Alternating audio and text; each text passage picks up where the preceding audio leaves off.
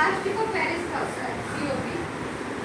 POP एकदम एक तरह का रासायनिक होता है, केमिकल। तो उससे क्या है, कोई भी प्रतिमा बनाते हैं फिर उसकी पूजा करते हैं, वो क्या घूमता नहीं है। आपने देखा होगा वो सालों साल ऐसे ही पड़ा जाता है। वो जैसे छत प्लास्टिक वो करते हैं ना, प्लस माइनस का काम डिजाइन उस तरह का, या फिर जो इसका हड्डी वगैरह टूट जाती है, फ्रैक्चर हो जाता है, उसमें पट्टा चढ़ाया जाता है, उससे काम देता है। उसकी आजकल मूर्तियाँ बनने लगी है, जो गणपति हुई, लक्ष्मी गणेश हुए, दुर्गा जी हुई, उनकी आजकल मूर्ति बनाते हैं और उस पर जो कलर होते हैं वो भी केमिकल का करते हैं, ऑयल पेंट। तो मैं आपको वही बताऊंगी, इसलिए कि आप प्लास्टिक और पेरिस का गणपति नहीं खरीदें, आप मिट्टी का गणपति खरीदें। और मिट्टी गणपति यहाँ पे मिलते नहीं है, बहुत कम मिलते हैं।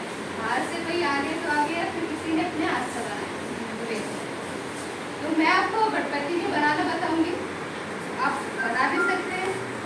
आपने देखा होगा जो जब गणपति और दुर्गा जी का विसर्जन होता है तो आपने देखा नदी तालाब की स्थिति कैसी होती है ना।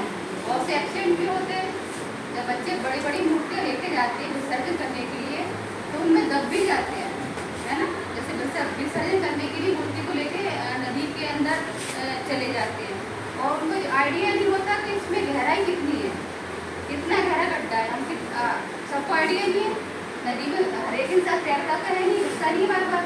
सिर्फ गणपति दुर्गा जी के विसर्जन करने के लिए जाते बच्चे।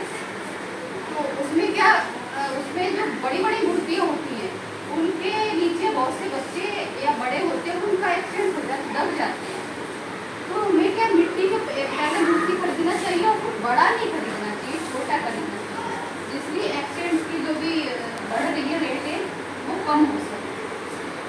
छोटी मूर्ति का ये होता है कि हम बाहर खड़े होंगे नदी की साइड से, वहाँ पे विसर्जन कर सकते हैं या घर पे विसर्जन कर सकते हैं। और बड़ी मूर्ति होगी तो आप देखेंगे मतलब मूर्ति का वो होता है विसर्जन मतलब डूबना। और आजकल पीओपी की मूर्ति होती तो वो डूबती नहीं है। विसर्जन का मतलब होता है कि किसी चीज़ का पूरी तरह भूल जाना, नष्ट हो जाना, पानी मिल जाना, मिट्टी मिल जाना, यही होता है ना। और जो गणपति दुर्गा जी की मूर्ति जो विसर्जन करने जाते हैं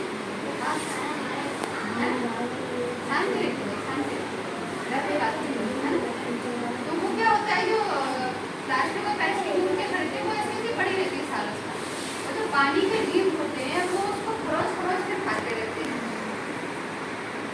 पानी में आपको पता है ऑक्सीजन होता है, जो पानी के जीव होते हैं वो ऑक्सीजन लेते हैं पानी में भी ऑक्सीजन होता है। पर जो मूर्तियाँ पीओपी का डाल देते हैं केमिकल की, तो जो पानी के जीव होते हैं उनको ऑक्सीजन नहीं मिलता, वो केमिकल उसको बना रहता है, डल जाता है, तो उससे जो पानी के जीव होते हैं वो मर जाते हैं।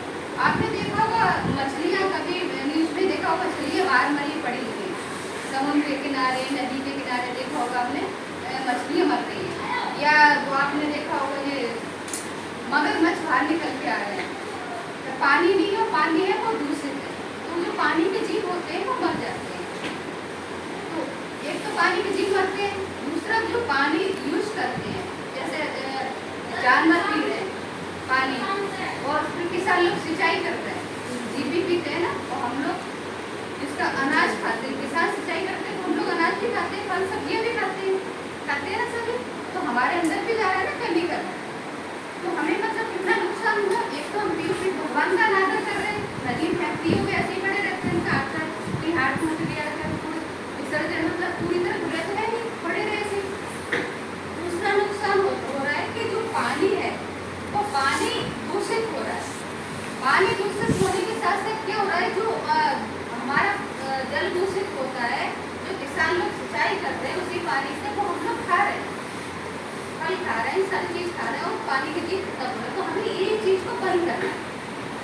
अगर हम मिट्टी का शुद्ध गणपति दुर्गा जी कोई से भगवान बनाएंगे, फिर हम उसको विसर्जन करेंगे तो हमारी नदी तालाब खराब भी होगी, और घर पर भी करेंगे तभी नुकसान है। कि घर पर विसर्जन करने के बाद भी आपका जो भी गार्डन होता है, क्यारी होती है, उसमें आप डाल सकते हो। जैसे आपने बाल्टी तक विसर्जन कर दिया, और जो भी आपकी मिट्टी गणपति भगवान जो ढल गए उसके बाद विसर्जन हो गया, उसके बाद जो मिट्टी बचेगी, या तो आप उसका पानी एकलन करके हटा के जो मिट्टी है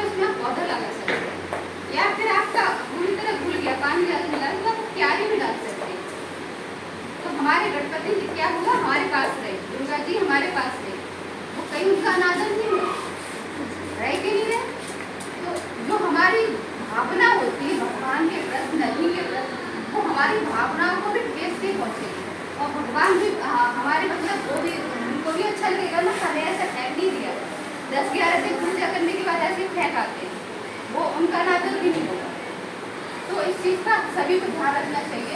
और जब भी विसर्जन करने जाते हो तो क्या होता है, जो भी हमारा 10-11 दिन का पूजा होता है गणपति जी का और 9 दिन का दुर्गा जी का होता है, तो जो भी घर में जितना भी पूजा किया, फूल माला तो ठीक है, और हवन की सामग्री वो सब ठीक है, चलो वो तो भूल जाए। दूसरा क्या, जो पन्नियाँ होती है उन्हें बोरियों में भर भर के सामान ले जाती है और बोरियों से पन्नियों से तो नदी में डाल दिया जाता है।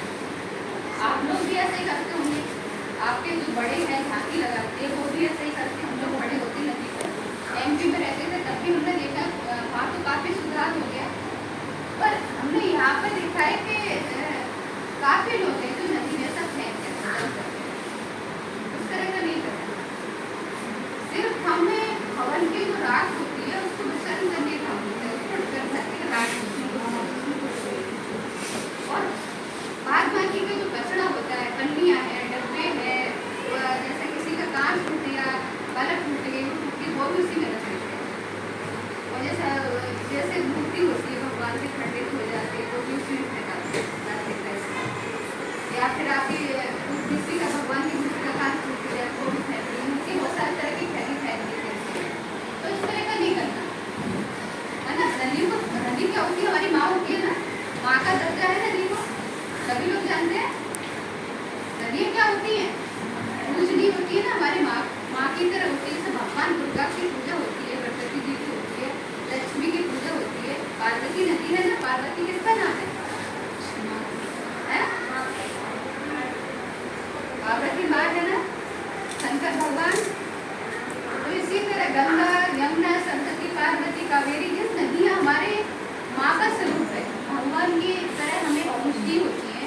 तो हमें इनको दूषित नहीं करना, हमें कोई अधिकार नहीं है गंदा करना। तो हम इसी चीज़ को ध्यान रखते हुए आपको गणपति जी बनाना सिखाएंगे मिट्टी का, वो आप घर पे भी विसर्जन कर सकते हैं पूजा करने के बाद, आपको कहीं जाने की जरूरत है। विसर्जन में आप जब भी टब में पानी भरे थोड़ा सा गंगा जल उसमें डाल लें और विसर्जन कर ले। जैसे मैंने भी बताया था कि आप उससे मिट्टी होती है, आप पौधा लगाएं या आप अपनी क्यारी में डालें, हमारे भगवान हमारे पास रहेंगे, नदियाँ भी सुरक्षित